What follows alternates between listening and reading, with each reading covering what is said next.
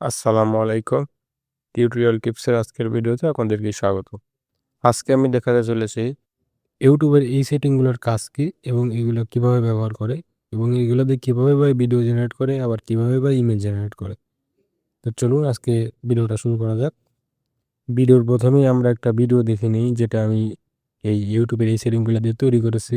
ওকে, এবার চলুন একে একে সবগুলো সেটিং সম্পর্কে জেনে নিই। কোন সেটিং দিয়ে কীভাবে কাজ করে, কোন সেটিং দিয়ে কীভাবে ভিডিও জেনারেট করে, কোন সেটিং দিয়ে কীভাবে ইমেজ অ্যাড করে। চলুন সবগুলো আজকে জেনে নিই। ভিডিও শুরু করার আগে একটাই রিকোয়েস্ট, যদি আমার চ্যানেলে নতুন হয়ে থাকেন তাহলে অবশ্যই সাবস্ক্রাইব করে পাশে থাকবেন। আর ভিডিওতে লাইক করতে ভুলবেন না, কমেন্ট করতে ভুলবেন না। আর যদি পেজ থেকে দেখে থাকেন তাহলে অবশ্যই পেজটাকে ফলো করে দিবেন, ভিডিওতে লাইক করবেন, শেয়ার করবেন। সর্বপ্রথম আগে আমরা ফোন থেকে ইউটিউব যে অ্যাপসটা আছে ইউটিউবের অ্যাপসটা ওপেন করে নেব।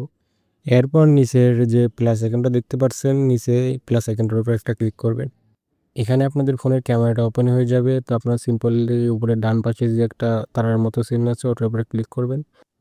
তারপরে সেই কাঙ্ক্ষিত অপশনগুলো আপনারা পেয়ে যাবেন যেগুলা ইউটিউব নতুন অ্যাড করেছে আর কি, যেগুলোর সাহায্যে ভিও3 মতো ভিডিও জেনারেট করা যাবে, ইমেজ জেনারেট করা যাবে।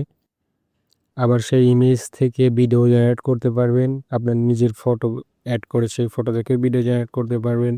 এরপর আপনাদের পছন্দ মতো ব্যাকগ্রাউন্ড জেনারেট করতে পারবেন। সবচেয়ে মজার বিষয় হলো এখান থেকে আপনারা অডিও কিন্তু জেনারেট করতে পারবেন। কিছু অডিও আছে যেগুলো আপনি ব্যবহার করলে কপিরাইট আসে।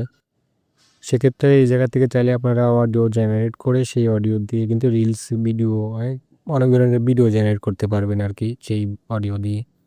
তো চলুন বেশি কথা না বাড়িয়ে আমরা দেখে আসি কোন অপশনের কী কাজ, কোন অপশন দিয়ে কী ভিডিও জেনারেট করা যায়। সর্বপ্রথম আমরা দেখি যে ক্রিয়েট ভিডিও যে অপশনটা আছে এটা দিয়ে কীভাবে ভিডিও জেনারেট করে।